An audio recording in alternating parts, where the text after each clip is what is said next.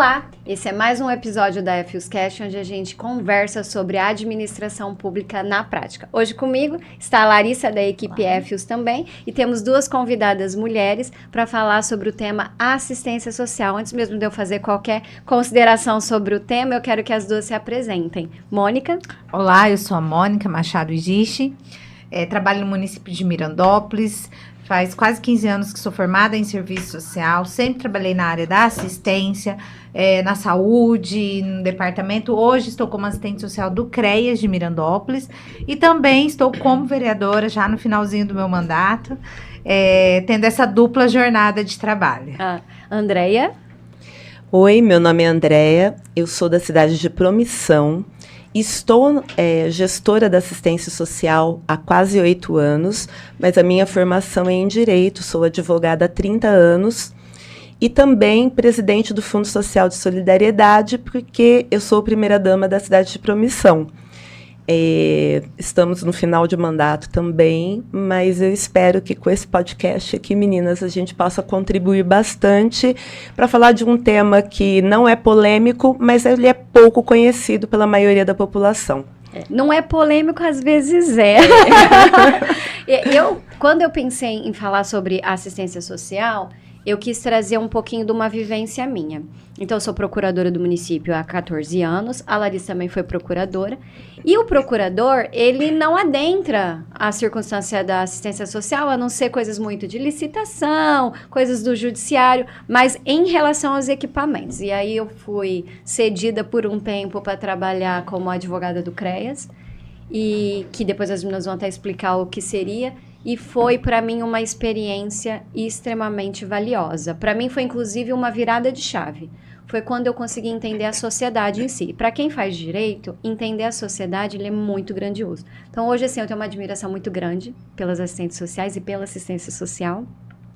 Entendi o que é vulnerabilidade, entendi as entranhas das circunstâncias familiares, no Brasil, e falar sobre isso para que todos vocês também conheçam e entendam, porque as pessoas falam sobre assistencialismo, mas não sabem o que é uma assistência de fato, né? Sim. E para você também, né? Foi uma coisa diferente também de falar, né? Foi, e tanto que agora, antes de começar o podcast, a gente estava percebendo que nós chegamos a trabalhar juntas, né, Mônica? Mas eu no jurídico, ela na assistência, e são assim, a gente quase não se falava, né? Então não encontrava, não tem essa comunicação.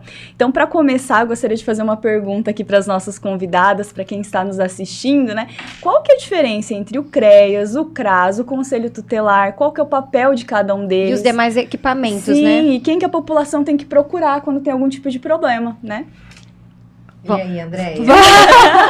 Eu acho que você, como assistente social, pode começar.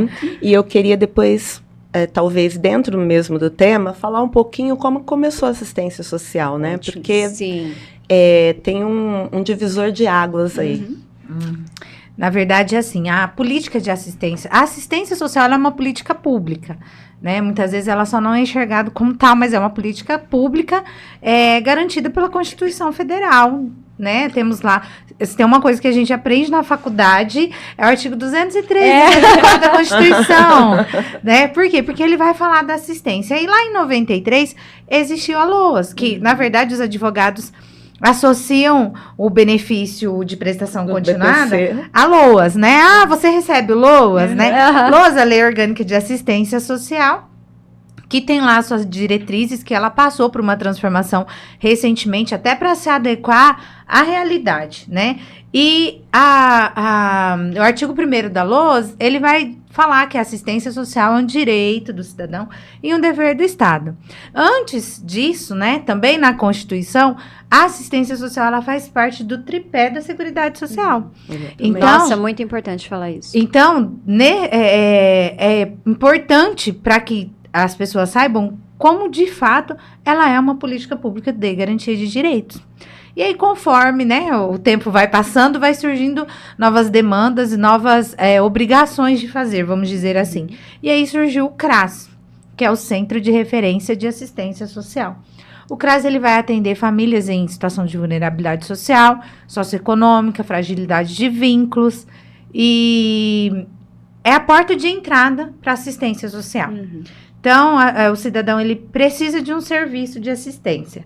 ele não sabe onde conseguir esse serviço, ele vai no CRAS. Não significa que lá ele vai conseguir, mas lá ele vai ser direcionado. O trabalho do CRAS, ele é voltado a prevenir o rompimento dos vínculos familiares. Quando nós falamos, né, mas o que seria esse vínculo que o CRAS trabalha? Ele vai trabalhar para impedir que haja o rompimento do vínculo. Por quê? Acontecendo o rompimento do vínculo, aquela família, aquele cidadão, ele passa de uma situação que nós chamamos de serviço de proteção social básica para proteção social especial. Uhum. E a especial, ela se divide em média e alta complexidade, né? E aí nós temos o CREAS, que é de média complexidade, e as instituições de acolhimento, que são de alta complexidade. Ou seja, quando o vínculo foi realmente rompido. Né? Algo a acrescentar, Andréia? Não, eu só acho que a nossa colega falou bastante a respeito, mas assim, eu como primeira-dama e assumindo uma secretaria de assistência social, eu tive alguns problemas com isso. Por quê? Porque antigamente... Você fala nos dois papéis, o da assistência e do papel não da... Não só isso, não só os dois papéis, como também como assumindo uma secretaria de assistência social sendo mulher do prefeito. Por quê? Porque existiu o primeiro-damismo, que é muito falado e muito divulgado dentro da assistência social. E é interessante você falar, porque as pessoas que estão ouvindo vão entender Com como certeza, é a dinâmica. Porque as pessoas ainda não sabem diferenciar assistencialismo de política pública de assistência. Então, antes de 88, né, que veio a Constituição Federal, dando o direito, colocando a assistência social como um direito, né, uma garantia de direito e tudo mais, existiu o quê? A filantropia, a caridade, que eram feitos pelas primeiras damas, mas não atingiam o público que tinha que atingir a totalidade. Atingia um público muito mais restrito. Né? Isso era o assistencialismo, o primeiro-damismo. Nós devemos até ser gratos a elas por isso, Sim. porque elas fizeram o papel que não existia. A partir de 88 vem a Constituição Federal, que institui, então, a assistência social, que até então, como política, não era conhecida, e depois, em 93, vem a LOAS, né? Que a Mônica falou muito bem. E em 2005, só em 2005, vem o Sistema Único de Assistência Social, que é o SUAS. Então, a gente pra vê galera que entender, gente, vocês estão acostumados com o SUS. Existe o SUAS. o SUAS, Que pode ser comparado um com o outro com facilmente. certeza, é um Sistema Único de Assistência Social. Então, a assistência social é uma política muito nova, vamos dizer assim. O Brasil, ele de 93, quando surge a LOAS, até hoje, nós ainda lutamos por alguns direitos. Né? Então, tudo isso daí é muito pouco difundido e é muito pouco conhecido pela população no geral, porque o público que precisa da assistência conhece a assistência. O público que não precisa enxerga a assistência social como uma grande cesta básica. Exatamente. Exato. E aí entra até ela falando assim, né? Como uma política nova. Mas, né, se nós formos parar para pensar, o SUS é de quando? De 90. Também. Eles são irmãos. Então, o SUS é muito mais avançado do que a própria assistência, né? Do que o SUAS. Sim. Ele tem um avanço muito maior na concretização até da definição de papéis. O SUAS, ele vem passando por transformações, né? Depois do surgimento do CRAS, demorou um tempo. Eu lembro que a obrigatoriedade dos municípios implantarem o CRAS foi em 2010. Né? E nem se falava em CREAS, se falava talvez em CREAS regional, olha a situação, CREAS regional, né? E aí começou-se a divisão através da política de assistência da PNAS, política nacional, a dividir aí qual município que tem CRAS, qual município que tem CREAS, pequeno porte 1, pequeno porte 2, quantos CRAS, quantos CREAS, e aí eu vejo que Equipe volante, eu vejo que uma grande dificuldade, eu não sei o que a André vai dizer, porque, né, o que nós vemos hoje é que essa relação, né, dela como secretária de assistência, é uma relação que deu muito certo, né? Sim. Porque ela ali do lado do prefeito, literalmente, conseguiu trazer grandes avanços para o município dela, né? Que é um município de pequeno porte 2. Então, assim, alguns municípios, eles tem os equipamentos por obrigação. Eu preciso daquele recurso, eu preciso não são cumprir, eficientes, mas né? não tem a Não eficiência. funcionam como deveriam. Uma polêmica muito grande é a NOB SUAS, né? A norma operacional do SUAS, ela vai falar de equipe mínima. Então, os municípios, eles se apegam à equipe mínima, não à equipe essencial, a equipe que realmente vai fazer funcionar. Então, peraí, eu tenho equipe mínima? Tá bom. Já tá ótimo. E em alguns lugares não tem nem... Mas era isso que eu ia perguntar até pra Andréia. A Mônica, ela tá praticamente trazendo para você que ela não tem uma comunicação, nós da assistência, muitas vezes com o chefe do Poder Executivo. E você teve. Então, a gente vê que Promissão avançou por conta da Andréia. E eu queria entender, assim, que você falasse pra gente qual é a dificuldade que você teve que vai ser diferente da que a Mônica teve. Eu vou trazer um pouquinho da realidade dos outros municípios também, porque todos nós participamos de uma DRADES, a minha é de Bauru. E quando nós temos encontro de gestores, nós vemos a dificuldade dessas gestoras e gestores em ter essa comunicação com o prefeito. Porque se o prefeito ele não entende o trabalho da assistência social, ele dificulta demais o trabalho dos técnicos. Maravilhoso o que você está falando. E o que é muito interessante é que eles também não enxergam muito bem a assistência, porque a maioria dos nossos recursos são federais, não são municipais. Então, é como se eu estivesse dizendo assim, nós não dependemos da prefeitura, a não ser para pagar recursos humanos e alguns benefícios eventuais, como a cesta básica, por exemplo. Fora isso, nós temos, né, os recursos federais, estaduais, que nós trabalhamos. Então, a Secretaria de Assistência Social, ela não dá muito trabalho para o município. Em si. E o prefeito meio que esquece, deixa ele de lado. Que é o que a Mônica falou, equipe mínima tá bom. E não entende muito bem qual é o trabalho da assistência e a abrangência desse trabalho. Então, quando eu entrei na assistência, eu também não entendia toda essa abrangência. E os técnicos foram muito solícitos comigo, me ensinando, me mostrando, e eu dei liberdade aos técnicos para trabalharem nisso. E aí o que eu aprendia, eu levava para o prefeito, meu marido. E ele até brincava e falava assim, que diferença. Você vai falar agora que a política de assistência é diferente. Eu falei, realmente é diferente, né? O que vocês fazem no gabinete, na administração, é uma coisa. Na política de assistência, é diferente. Completamente. Nós não recebemos visitas, por exemplo, do Tribunal de Contas, né? O dinheiro que nós usamos lá, praticamente 80%, 90% é federal. Então, é realmente diferente.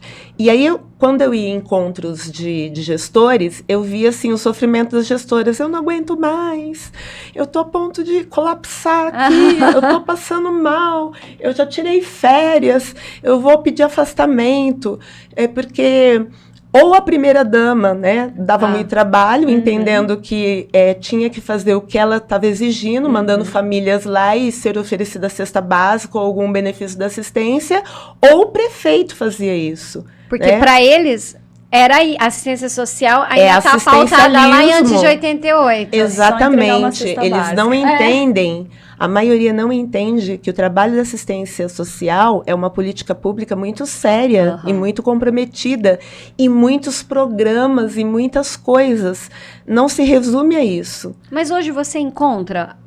Que tipo de dificuldade, já que o seu marido, enquanto chefe do Poder Executivo, ele conseguiu ter, né, esse conhecimento, conseguiu entender, né? Mas você ainda encontra alguma dificuldade? Seja com servidores, com outros diretores, secretários? Eu acho que a maior dificuldade hoje são nas câmaras municipais. Porque os vereadores ainda também não entendem o trabalho da assistência social. Então, Mirandópolis está com sorte, temos uma vereadora. Uma vereadora assistente social. Em Promissão também temos uma vereadora que é assistente social.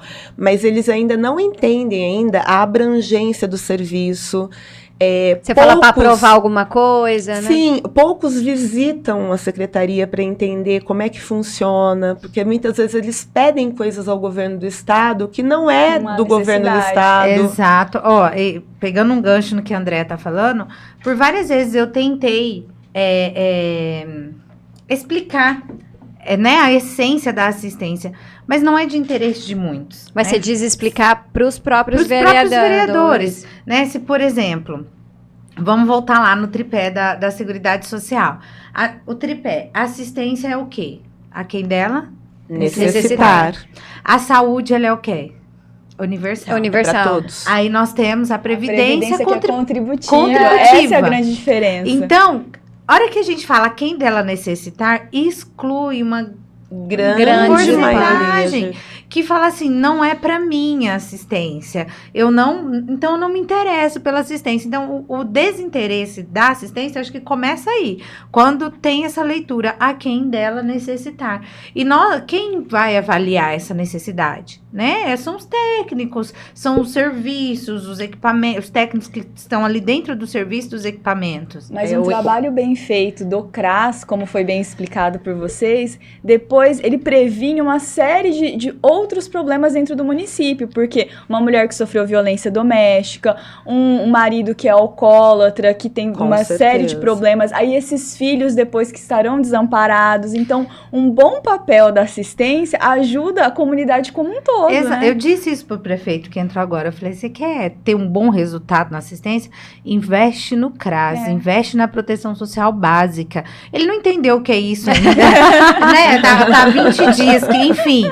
Mas ele não. Mas eu vou ter que mandar esse podcast antes de editar, viu, prefeitos? Vou ter que começar a mandar. Você sabe que quando um político fala ou critica assistência, né? Ai, fulano foi lá, a família é tão necessitada e eles não ajudaram com a cesta básica ou com auxílio de alguma maneira e tal. Mas eles não entendem, por exemplo, que nós temos o técnico que vai avaliar aquela família, vai avaliar aquela situação, e vai ver se está dentro dos critérios. Porque existem critérios, existem normas, existem resoluções. E a gente não trabalha só aquele caso pontual, nós vamos trabalhar a família no total. Toda aquela unidade, né? Por que essa família chegou aqui para pedir um benefício eventual, por exemplo, de uma cesta básica? O benefício eventual, o próprio nome diz, é eventualidade.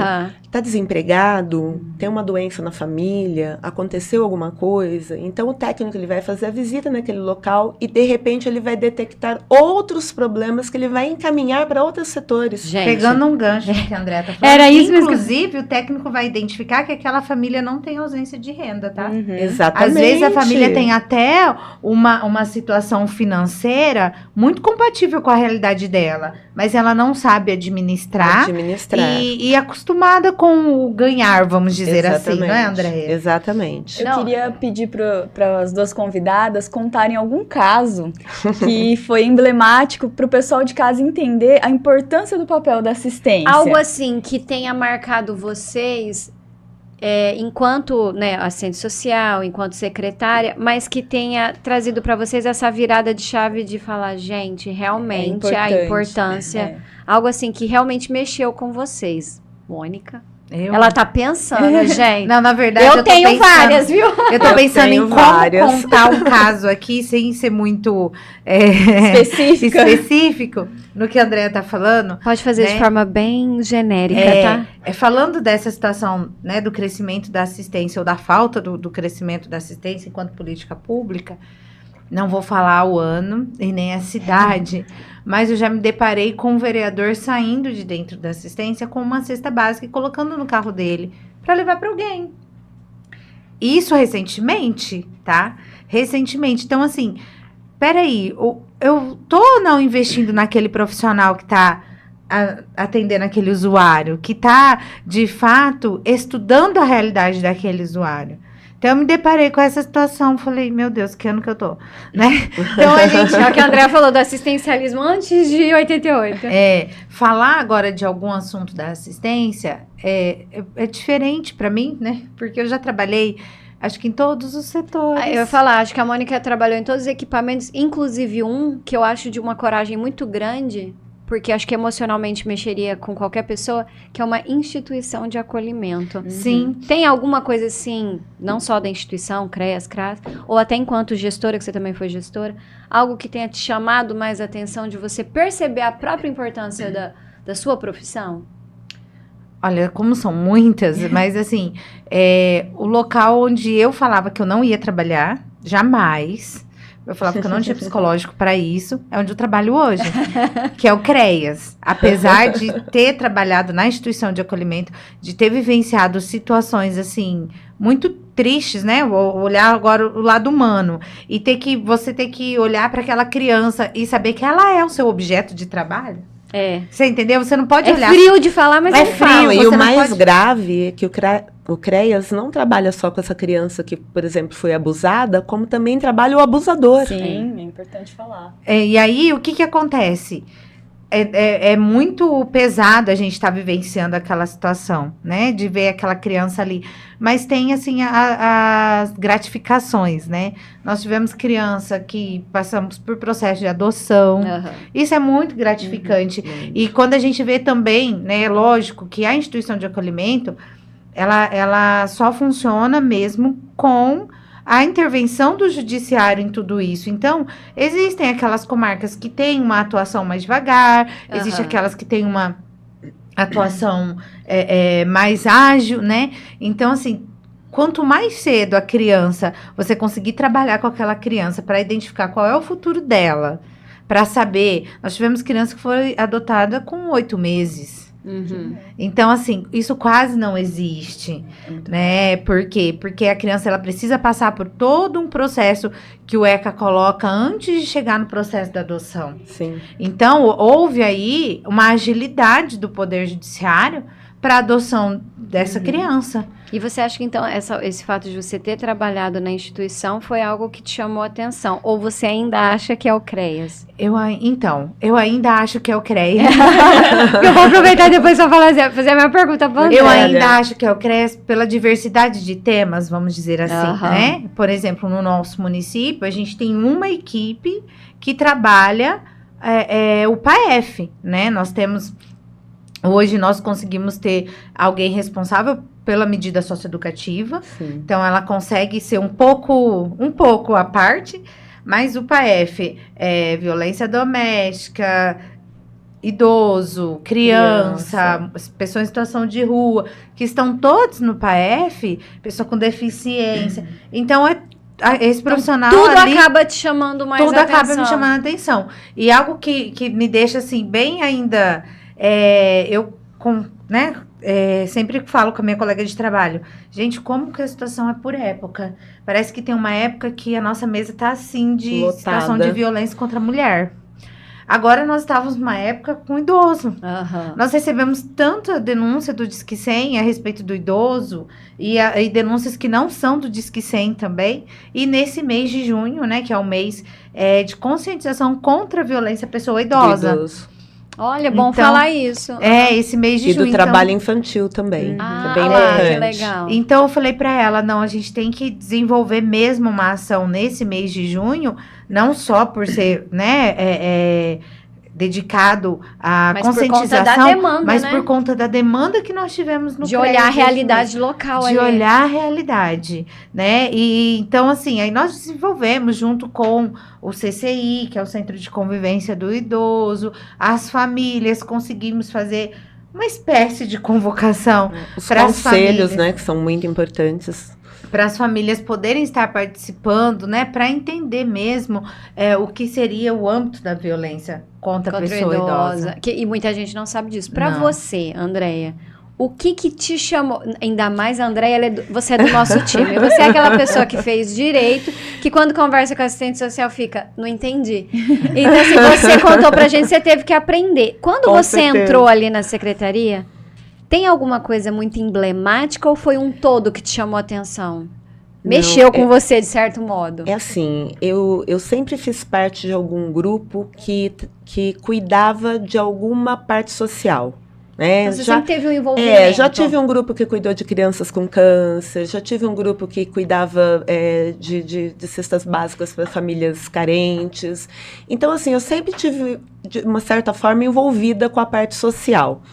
Mas na assistência, eu entendi o quão abrangente é o trabalho da assistência social. Não basta só você levar um recurso, você ajudar de uma certa maneira pontual. O trabalho da assistência é constante. Eu vejo hoje na assistência famílias que já estão na 5ª geração dependente da assistência. Nossa, Acontece muito. isso é um fato. A 5ª geração, tá? Dependente da assistência. Era E você vê que é um ciclo, né? Um ciclo. Tanto é que nós vamos começar agora um programa que são Garotas Brilhantes.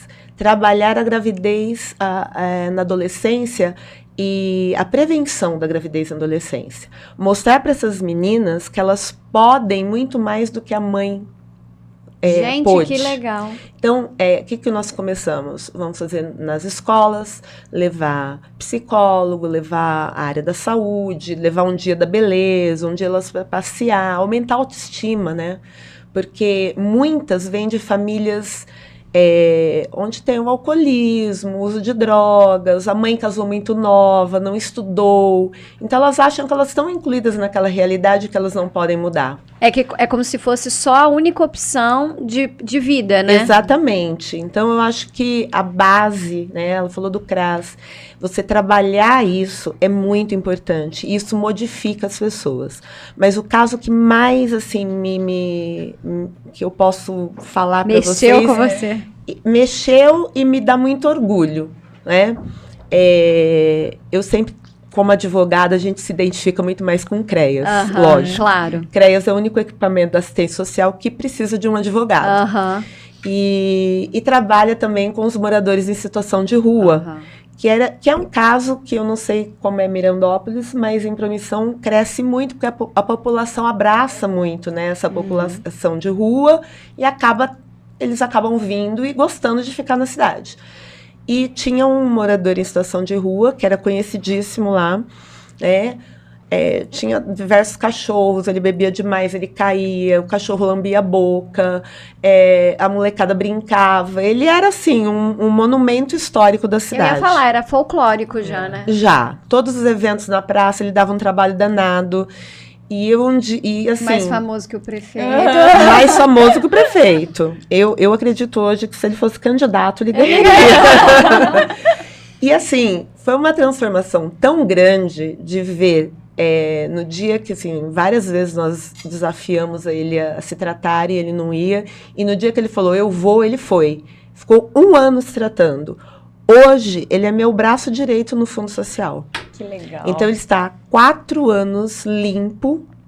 Ele sabe que ele não pode se envolver com bebida ou com nada. E ele também se afastou dos colegas que ele tinha antes. A gente é o meio em que a gente vive. Então, eu vejo assim, olha né? a transformação que a política de assistência fez na vida de uma pessoa. Ela transformou vidas.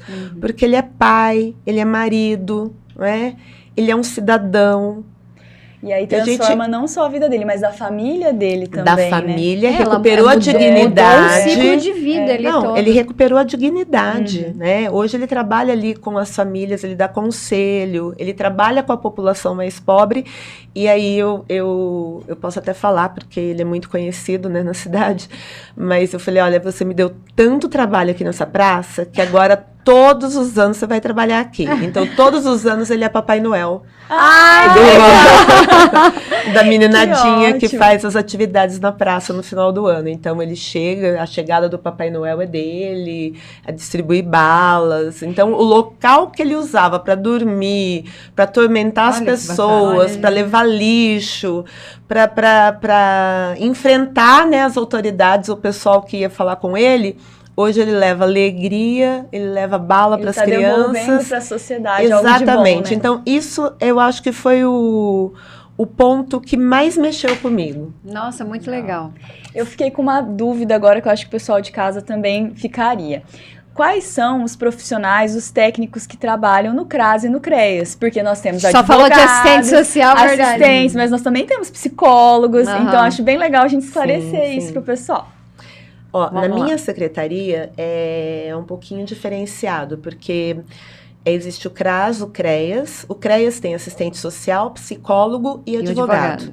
Tá? E tem os técnicos, os servidores de nível médio, os assistentes e também extremamente necessários para toda a administração, atendentes, atendentes, orientadores Os orientadores sociais também. Lá Por vocês exemplo, têm orientador social? Temos, porque o que faz a busca ativa mesmo dos moradores em situação de rua não é só o assistente social, ele vai junto com o orientador. E esse orientador, ele tem um respeito ali na comunidade que ele consegue entrar em ambientes que talvez nós não conseguíssemos. Então, é bem Nossa, importante. que legal você falar isso. O CRAS, ele já tem o assistente social, o psicólogo. E os 2 equipamentos têm os coordenadores. Sim, sim. No caso, como a lei municipal fala que só pode ser um assistente social, não pode ser o psicólogo. Então, é o Mirandópolis já é diferente. Mirandópolis é qualquer nível superior, né? A pessoa que tem a formação em nível superior. E no órgão gestor, eu trouxe os benefícios eventuais, que muitas vezes fica no CRAS, na minha secretaria fica no órgão gestor. Então, no órgão gestor eu tenho o cadastro único, eu tenho os benefícios eventuais, eu tenho a vigilância socioassistencial, eu tenho o monitoramento, né? Cada um dirigido por técnicos. Eu tenho o setor de compras ali, que é todo feito também.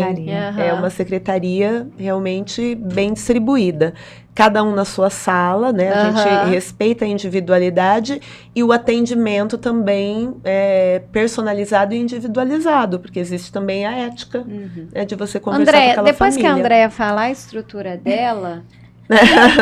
Mirandópolis está aqui, né? Já foi agora. Outros vão chorar, vão falar, uai, mas como é que é tão bom isso? Mas olha, isso nós conseguimos através do concurso público. Não só porque do concurso. Quando eu entrei na assistência, o CREAS praticamente só tinha um técnico, o resto eram todos desvios de função, que eram formados em serviço social, aí desviaram função e formaram um CREAS. Mas assim, você falou, né, que uma estatística de lá era que a dificuldade seria concurso. No caso de outros municípios, a exemplo de Mirandópolis, o problema não é a falta só do concurso público. Na verdade, é a fato de entenderem a devida estrutura. Então, você está trazendo para a gente uma realidade estrutural extremamente maravilhosa. Sim. Entendeu? Que ela funciona. Então, se você também já trabalhou em administração pública... Mas aí falta, acho que, o apoio político para organizar a estrutura. O que acontece? Existe, né, dentro da assistência, por exemplo, a NOBRH,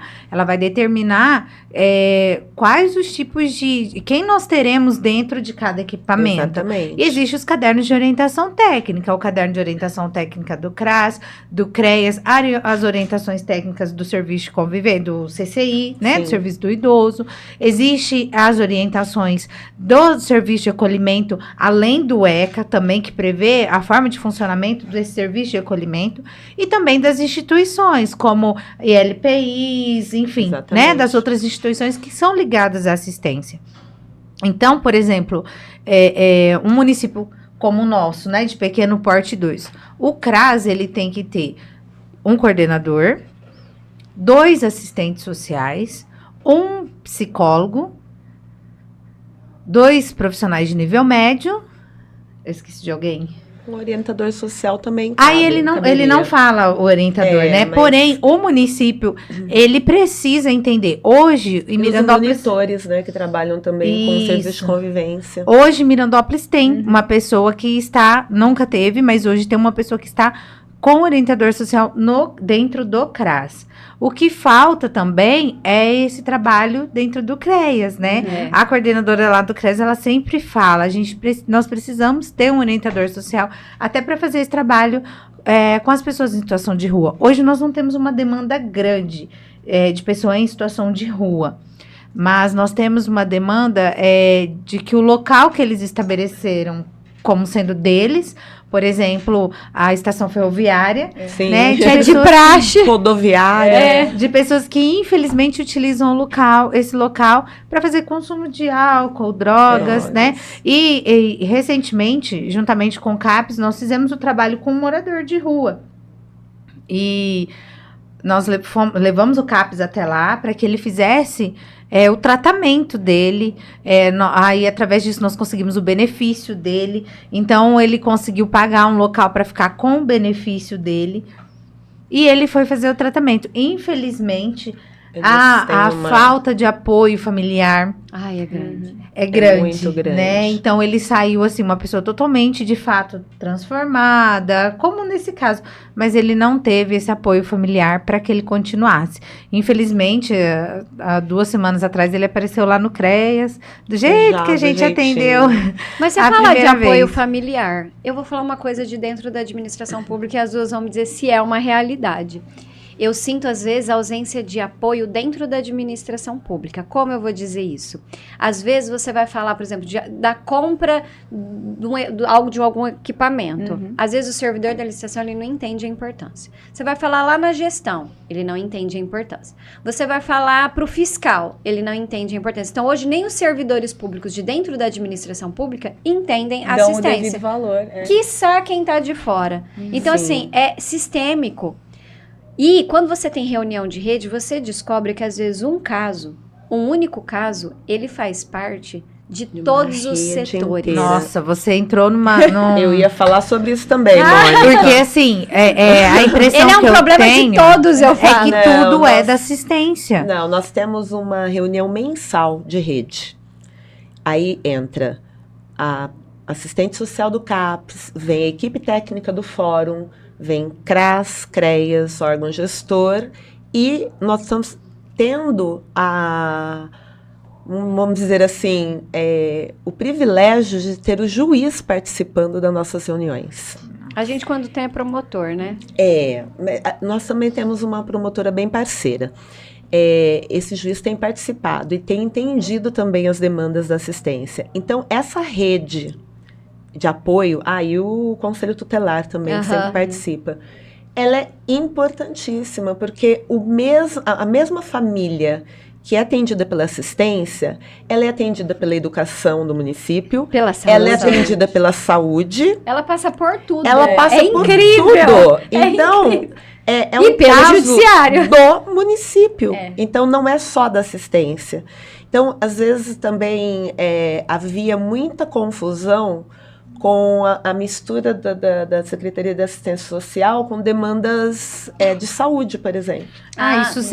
Na verdade, essa confusão, não que ela se findou, né? Mas ela deu uma amenizada com a tipificação nacional de serviços Exatamente. assistenciais em 2009. Mas poucos administradores entendem isso. Poucos. Eu sou de uma época, né? Não era formada ainda, mas eu era estagiária.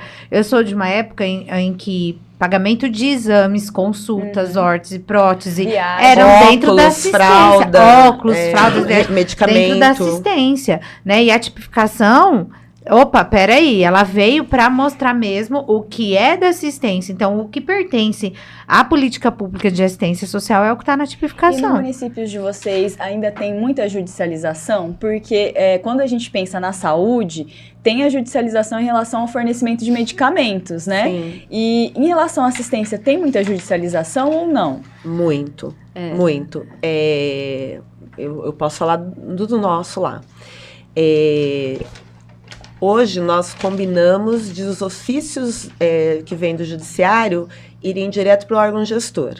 Porque até o judiciário tinha dificuldade, quando encaminhava, de saber se era CRAS ou CREAS. Olha Não, só. tem até hoje, né? E tem alguns casos, por exemplo, são E é segredos de compreensível, justiça. e é compreensível. Vem segredo de justiça. Então, vem só com a inicial ali da pessoa e você não sabe o que passou. Então, assim, é CRAS, é CREAS. Até você descobrir, você tem que dar uma investigada e você perde tempo com isso. Então, eu centralizei ali no órgão gestor para a gente poder distribuir certinho. Mas a judicialização é enorme. Por exemplo, Conselho Tutelar. Foi visitar uma família. Não detectou nada tão urgente para acolhimento ou qualquer outra coisa, mas encaminha para o CRAS para ver se tem algum serviço que ele pode ser incluído naquela família. A Mônica já... Gente, temos municípios, por favor, deem capacitação aos conselheiros tutelares, é necessário. A equipe técnica do fórum, muitas vezes eles podem fazer alguns trabalhos que eles encaminham diretamente para assistência social. Mesmo sendo assistente social ou psicólogo, vai direto para assistência social. Então, assim, hoje nós vemos tanto CAPES, quanto assistência social, saúde, serviço de convivência, as oficinas ali, tudo encaminhado por demanda judicial. Aham. Então, Não é. muitas vezes, essa família ela não quer ser inserida no serviço, mas eles pedem para incluir. Não é à toa que é uma demanda tão existente, uma demanda tão ativa mesmo, que existe uma resolução do Conselho Nacional de Serviço Social, né, a respeito das demandas do judiciário. Exatamente. Tem um tal do cumpra-se, né, que muitas vezes não é a função daquele equipamento, órgão. é cumprir.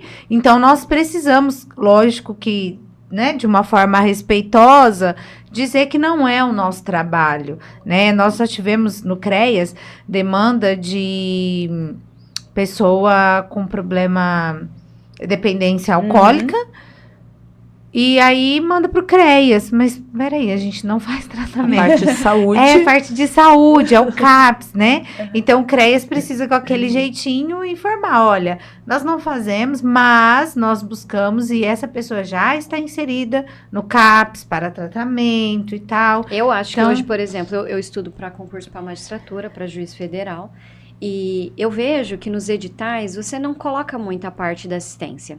E Nunca. deveria colocar por quê? A demanda da judicialização que a Andrea falou e a Mônica, É e eu muito achei grande. maravilhosa a sua pergunta, porque ela é muito grande.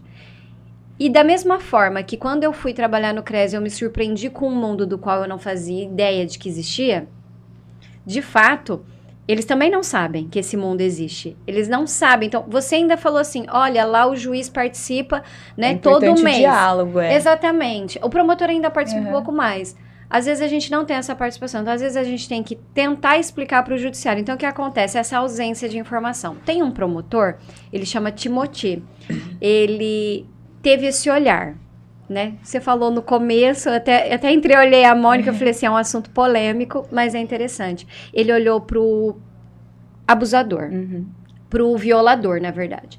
Ele começou a observar na comarca que havia muito índice de violência doméstica e, às vezes, aquele mesmo homem, ele cometia violência doméstica com inúmeras namoradas. E o que ele percebeu, que a gente sabe disso porque é patológico, eu preciso tratar Esse quem homem. está fazendo a A violência. causa, né? A causa. E aí ele, enquanto Ministério Público, que às vezes as pessoas estão assistindo e falam, a gente está falando de assistência, nós estamos falando de um sistema todo, todo. A gente trabalha junto, né? Exatamente. Esse promotor começou a fazer, ele iniciou isso e hoje muitos, Ministério Público dele, no caso, é do Paraná, mas tem São Paulo, já estão começando isso, na nossa região estão começando a pensar nisso também, a promotora local.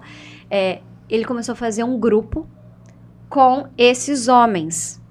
Ele Que falou, ótimo. eu preciso ver eles. Por quê? Você fez um comentário muito delicado, que pra gente é muito delicado. Você falou assim, às vezes o mesmo CREAS que atende aquela pessoa que sofreu a violência, ela também atende O agressor. e quando a Isso. gente pensa de uma forma sistêmica, visual, tá? Às vezes aquela pessoa sabe que o violador foi lá, ela não vai Não, mais, quebra um vínculo. Então, quando o Ministério Público olhou, eu falei, lá seria o local. OAB, Ministério Público, na realidade ali daquele município e de alguns, é impossível fazer esse trabalho que você, pelo jeito, faz. Na entendeu? verdade, Fazemos. nós, lá no CREAS, nós já atendemos a pedido da vítima, né? Não foi uma vez só, a pedido da vítima. Então, nós conseguimos trazer esse agressor para dentro do serviço, para os atendimentos, até palestras, nós já conseguimos encaminhá-los, né? Mas nós temos vítimas que têm pavor em ouvir falar. Sim. Então, nós, inclusive, por conta de alguns serviços, nós tivemos que solicitar a alguns órgãos que tal pessoa não fosse até o CREAS, nem que fosse para entregar um papel. Por quê? E se ela chegasse ali, a vítima estivesse saindo dali?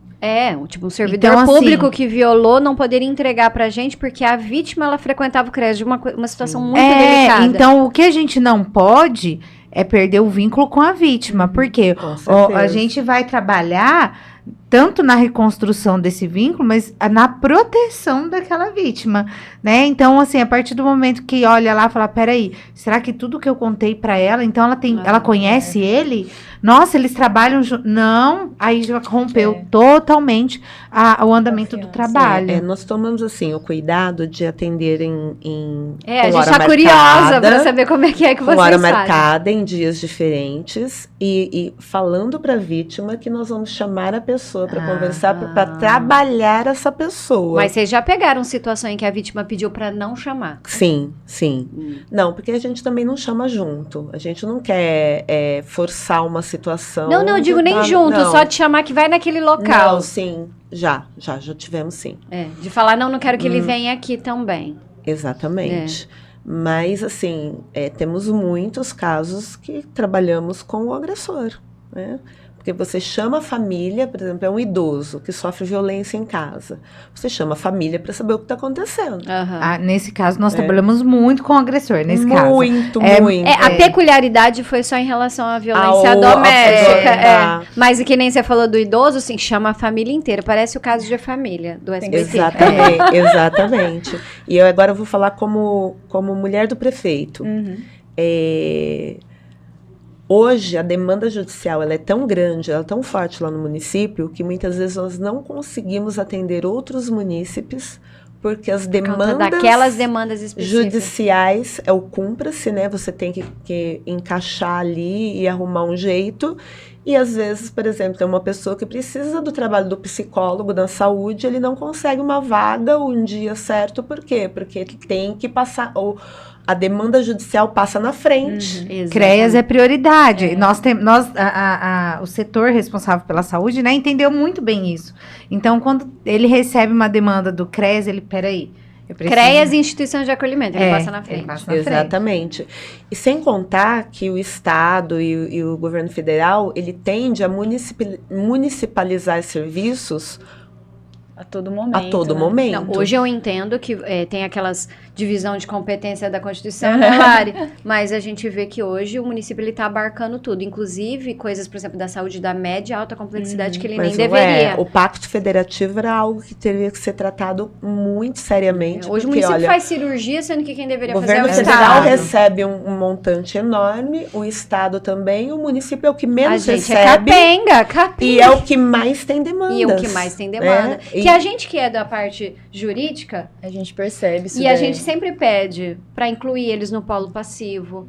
E aí que entra a dificuldade. Não, mas é uma obrigação solidária. Nós somos a parte fraca. A gente fica tentando alegar. O munícipe não entende, porque quem está mais perto dele, mais próximo, é o município. Então, ele vai bater as portas do município. E não do Estado. E se o município nega, não, é o prefeito que não quer, é grupo político contrário. Ele não entende que aquilo, às vezes, é uma obrigação do Estado, né? E aí ele acha, assim, que a gente está fazendo... Não, está negando de má vontade.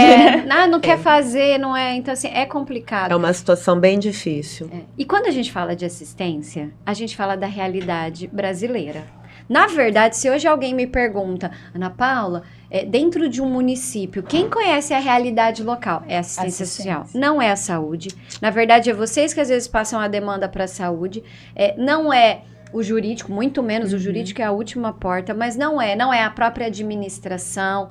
Então, assim, é a assistência social. É saber quem é vulnerável, é saber quem está precisando de algum equipamento. E, na verdade, nós temos chamado de serviço dentro da saúde, que é quem deveria conhecer muito mais, que são as estratégias de saúde da família, né? Então, a estratégia, ela proporciona o quê? O agente comunitário de saúde, ele tem ali cerca de 120 famílias, mais ou menos. Não sei como é hoje, mas há um tempo atrás. Adorei que você falou, porque a gente fez um podcast que a gente falou da importância do agente comunitário. E aí, o agente comunitário, ele consegue levar para casa daquele morador o enfermeiro, o médico, ele consegue identificar a ausência de vacinas, aí é onde ele vai procurar o direito da criança, né? Peraí, essa criança está sem vacinação. A vulnerabilidade social. Tutelar, a vulnerabilidade social. Nossa, essa família está numa situação, eu vou encaminhar ela para o CRAS. Então, nós temos um serviço dentro da saúde, que são as estratégias, que está muito mais próximo da população. Porque eles adentram a casa, é tudo. Porque é um serviço que, na verdade, eu imagino assim, vai crescendo, né? Por quê? O agente comunitário de saúde, ele tem um número certo de famílias. Eu falei 120, gente, mas eu já trabalhei na tem estratégia há muitos anos, há quase 20 anos atrás. Então, eu tô lá ainda. Mas eu não sei se é esse número, eu acho que é mais. Mas ele tem um número de famílias que é muito mais reduzido do que o número de famílias que o assistente social atende. Então, ele consegue dar uma atenção maior. Ele né? consegue dar uma atenção maior e fazer os encaminhamentos necessários, né? Que vão atender aquela família. Ó, pra gente assim, né, já ir finalizando, passar pra Andréia primeiro, o que você, hoje, dentro da assistência social, você acha que está faltando enquanto administração pública? O que você falaria que a administração pública teria que ter um olhar mais, inclusive analisando os outros municípios que hoje você tem mais ciência, sim, né? O que você acha que está faltando para a administração pública olhar para assistência? Eu acho, assim, por eu ser gestora e estar mais próxima do prefeito, eu consigo esse diálogo que eu vejo que os outros municípios não têm, não conseguem. Então, eu acho que a maior dificuldade do gestor de assistência social, de técnicos, da secretaria em si, é justamente fazer se compreender. Mostrar para o gestor público qual é o trabalho da assistência, a importância desse trabalho e como é importante capacitar, né, esse serviço, porque, olha, não basta ser só técnico. Nossa, a capacitação. A capacitação é essencial. Por exemplo, nós tivemos a eleição do Conselho Tutelar no último ano. A primeira coisa que nós fizemos foi a capacitação. Excelente. Excelente. Uma coisa que ninguém pensa. Né? Porque, assim, são pessoas, em promissão nós exigimos nível superior. Mas são pessoas que nunca fizeram um relatório social. Não sabe escrever um ofício. Não, nunca fizeram um ofício, exatamente. Não sabe qual é a estética. Não sabe, por exemplo, houve uma chamada em tal lugar. O que eu faço agora? Né? Para onde eu levo? Então, você entende, assim, que os gestores, os chefes do Poder Executivo, a administração geral tem que ter esse olhar voltado, principalmente em capacitação dos servidores. Olha, eu acho que o essencial que eu vejo nos municípios por aí é, primeiro, estruturar a assistência social, concurso público, que eu acho que é o primeiro, né? Concurso público, olhar, assim, para a capacitação desse profissional. Porque, olha, eu já tive, por exemplo, um advogado no CREAS, e lá nós engessamos um pouquinho. O concurso foi advogado do CREAS, psicólogo do CRAS, psicólogo da equipe volante e tudo mais. Foi legal e não foi. Porque o psicólogo do CREAS, quando ele foi chamado, ele não se identificou de maneira nenhuma com o serviço. Então, ia um menino, por exemplo, de uma medida socioeducativa lá, a primeira coisa que ele falava assim, é vagabundo esse daí tem que ser preso mesmo. Ou seja, ele não entendeu, serve pra aquilo. Ele não entendia a parte social do trabalho. Entendi. Entendeu? Ele é um advogado de escritório, de peticionar e de ir ao fórum, ele não é um advogado para trabalhar no CREAS. Então, você vê ali que também talvez deveria ser capacitado para aquilo. Vamos supor que não seja só o capacitação, né?